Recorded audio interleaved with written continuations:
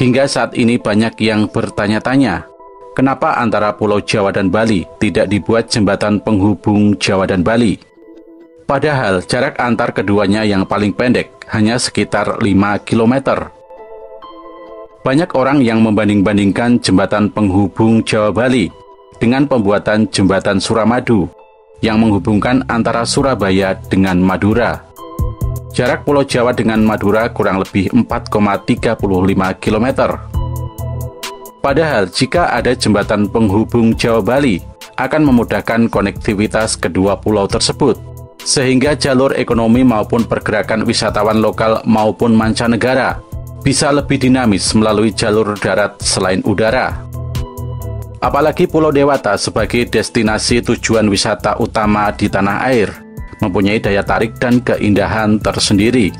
Sehingga jika terdapat jembatan penghubung Jawa-Bali, akan kian memudahkan wisatawan lokal maupun mancanegara.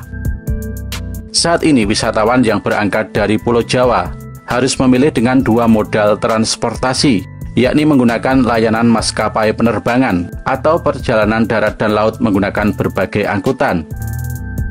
Dari sejumlah sumber ternyata banyak alasan mengapa jembatan Jawa-Bali tidak akan pernah terwujud untuk dibangun.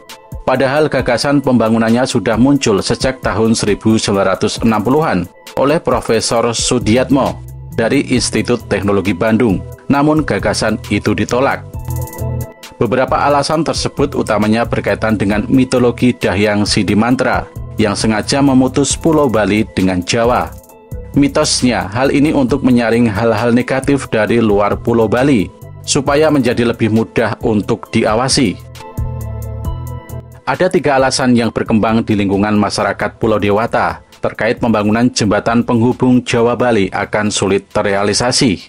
Masing-masing yakni faktor agama dan budaya, kemudian faktor geografis dan ketentuan pemerintah Bali.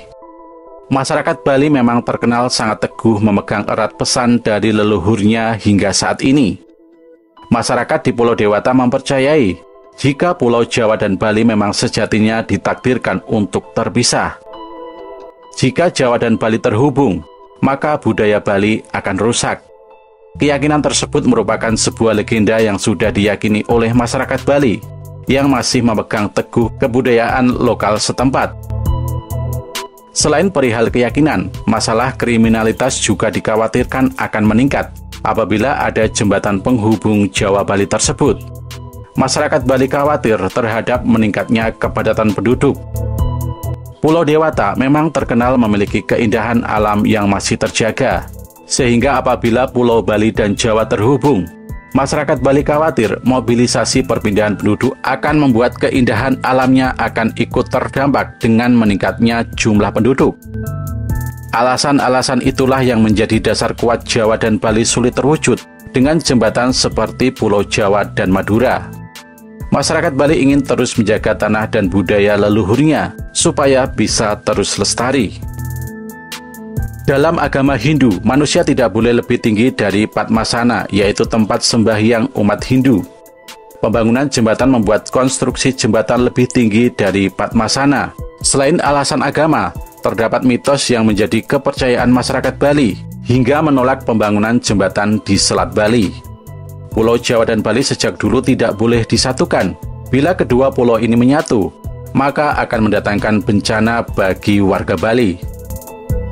Dahulu kala ada seorang sakti mandraguna bernama Empu Sidimantra dari Kerajaan Daha.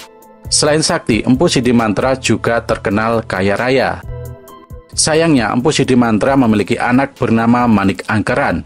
Sifat Manik Angkeran sangat jauh berbeda dari ayah dan ibunya. Manik Angkeran memiliki sifat yang rakus, kemudian sifat gemar berjudi dan suka berfoya-foya. Harta kekayaan Empu Sidimantra habis untuk membayar hutang Manik Angkeran tersebut. Suatu hari Empu Sidimantra mendatangi Naga Basuki untuk meminta bantuan, sebab dirinya sudah tidak memiliki harta sama sekali. Mendengar keluh kesah Empu Sidimantra, Naga Basuki memberinya sejumlah harta. Manik Angkeran ternyata tidak jera. Ia terus membuat ulah dan meninggalkan hutang di mana-mana. Manik Angkeran sampai mendatangi Naga Basuki karena sang ayah sudah tidak mau membantunya. Karena watak rakusnya tersebut, Manik Angkeran menusuk Naga Basuki untuk mencuri permatanya dan kemudian kabur. Naga Basuki menjilat jejak Manik Angkeran dan membuatnya menjadi abu.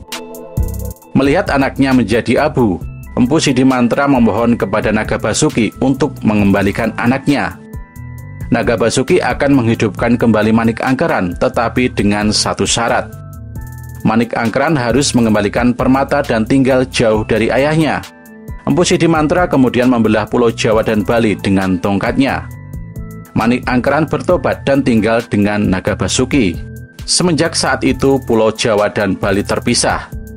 Demikian alasan kenapa Pulau Bali dan Jawa tidak boleh menyatu, menurut versi legendanya.